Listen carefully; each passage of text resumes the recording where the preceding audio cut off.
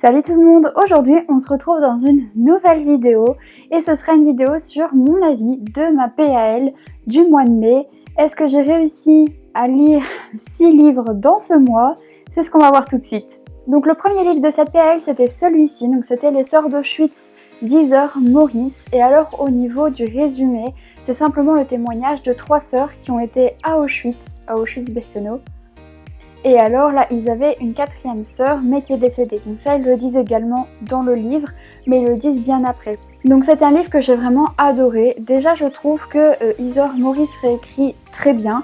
J'ai bien aimé son procédé d'écriture, je me suis vraiment pas ennuyée durant l'écriture. Et alors, le fait que ce soit des témoignages de vraies personnes qui ont vraiment vécu ça, ça rajoute vraiment quelque chose de très émouvant. Donc on va suivre leur vie. Ce que j'ai trouvé assez intéressant, c'est que d'habitude on explique plutôt ce qui se passe dans les camps. Là forcément ils expliquent ce qui s'est passé dans les camps, mais elles expliquent aussi ce qu'elles ont vécu bien après, une fois que la guerre était terminée, qu'est-ce qu'elles ont dû faire et comment elles ont pu s'en sortir après tout ça en fait. Et je trouvais ça super intéressant parce que dans tous les livres que j'ai lus depuis le début sur le sujet de la guerre, ils expliquent pas vraiment l'après-guerre. Donc je trouvais ça vraiment très intéressant. Ce qui est très intéressant également sur ce livre, c'est qu'à la fin de l'histoire, vous avez en fait les notes de l'auteur et en fait, vous allez avoir des épilogues, mais les épilogues selon chaque personne du roman. Donc en fait, chaque personne va donner un petit peu comment elle a vécu l'histoire, mais vous avez également des notes sur l'après.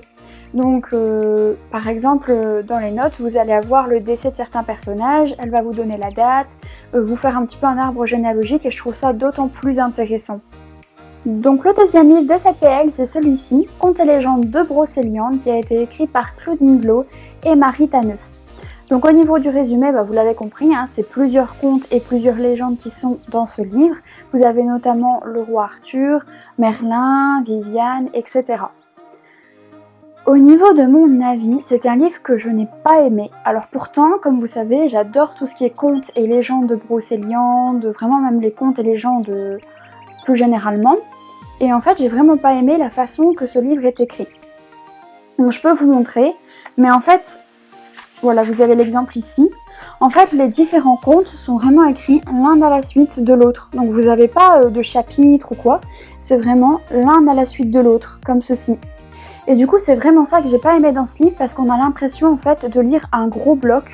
Il n'y a pas d'aération, on lit vraiment et on a l'impression de pas avancer en fait.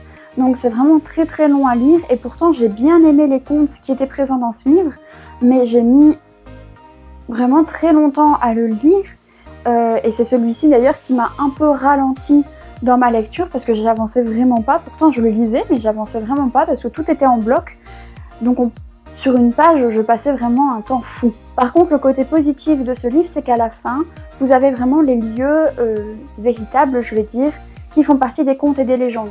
Donc ils vont vous donner plusieurs lieux à aller visiter en Bretagne si ça vous intéresse, d'où est parti en fait simplement le conte ou la légende en question. Donc ça, je trouvais ça vraiment cool. Ensuite, le prochain, c'est celui-ci, donc Ex de Thomas Oldevelt, je sais pas trop si on dit le L ou pas, enfin bref. Donc ici au niveau du résumé, c'est en fait une ville dans laquelle il y a une sorcière qui se promène et en fait il y a certaines règles qu'il faut respecter pour pas énerver la sorcière puisque celle-ci a les yeux et la bouche cousus. Le but c'est que on ne découpe pas ses yeux ni sa bouche parce que sinon la fin serait fatale. Donc il faut respecter certaines règles et vous vous doutez bien, le personnage principal ne va pas forcément au début écouter ces règles puisque lui il a envie de plus de liberté. Et il va se passer plein de choses autour de ça. Au niveau de mon avis, j'ai été un peu déçue par ce livre, parce qu'encore une fois, j'adore le sujet des sorcières, vraiment tout ce qui concerne les sorcières, etc. J'adore, même la magie, etc. J'adore le monde d'Harry Potter, donc voilà. Mais vraiment les sorcières, j'adore ça. Et en fait, j'ai été un peu déçue, parce que, comme je vous l'ai dit dans une autre vidéo, je ne lis pas les comptes rendus où je lis vraiment les 5 premières phrases. Et du coup, j'avais pas compris, j'avais pas lu simplement qu'en fait la ville était au courant qu'il y avait une sorcière. Donc je pensais vraiment en commençant le livre que en fait les habitants ne savaient pas qu'il y avait une sorcière, qu'ils allaient seulement le découvrir et que l'histoire allait tourner autour de ça.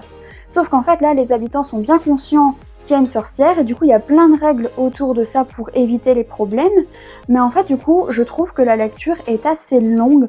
Le début de l'histoire est assez long à mettre en place parce qu'on vous explique pourquoi la sorcière est là, qu'est-ce qui s'est passé, on vous explique vraiment tout. Mais du coup j'ai trouvé ça assez long et il n'y a que à la fin du livre que j'ai trouvé l'histoire assez intéressante.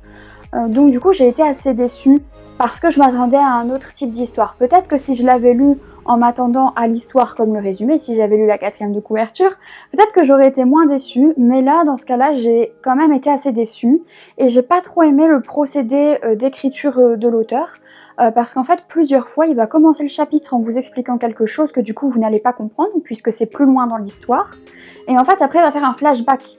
Mais en fait, le temps que vous comprenez que c'est dans le futur, vous êtes perdu. Et en fait, moi, 2 fois dans le livre, j'ai été assez rapidement perdue.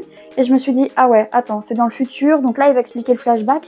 Et du coup, on n'a pas une lecture très fluide de l'histoire. Et je trouvais ça un peu dommage. C'est vraiment quelque chose qui m'a dérangée dans ma lecture. L'intrigue, je ne l'ai pas accrochée.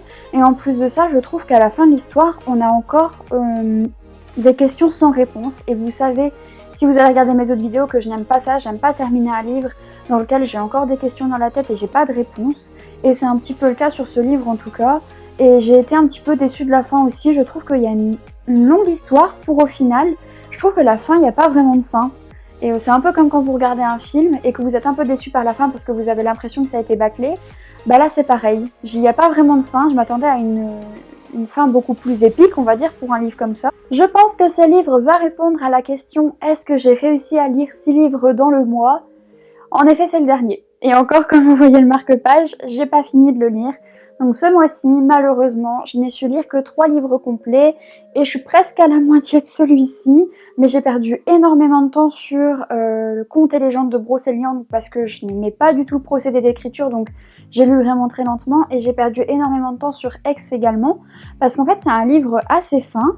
Mais en fin de compte, les pages sont assez fines. En fait, les pages sont fines comme dans une Bible. Je ne sais pas si vous avez déjà vu ou lu la Bible, mais les pages sont très très fines. Et du coup, c'est pareil dans le livre Aix, et du coup, c'est très très long à lire. Donc j'ai perdu beaucoup de temps, et donc du coup, j'ai pas su lire celui-ci au complet. Donc ce que je vais faire, c'est que je vais terminer de le lire au mois de juin, et je vous donnerai mon avis dans cette vidéo-là. Mais donc celui-ci, il est en cours de lecture.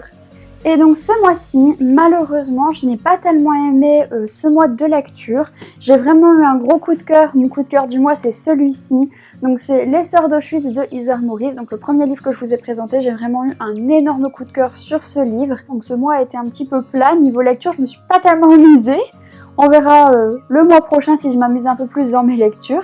N'hésitez pas dans les commentaires à me dire si vous avez lu ces livres, ce que vous en avez pensé. N'hésitez absolument pas. N'hésitez pas à mettre également un like à cette vidéo et à vous abonner pour avoir plus de contenu en relation avec les livres. Sur ce, je vous dis à bientôt dans une prochaine vidéo. Bye bye tout le monde!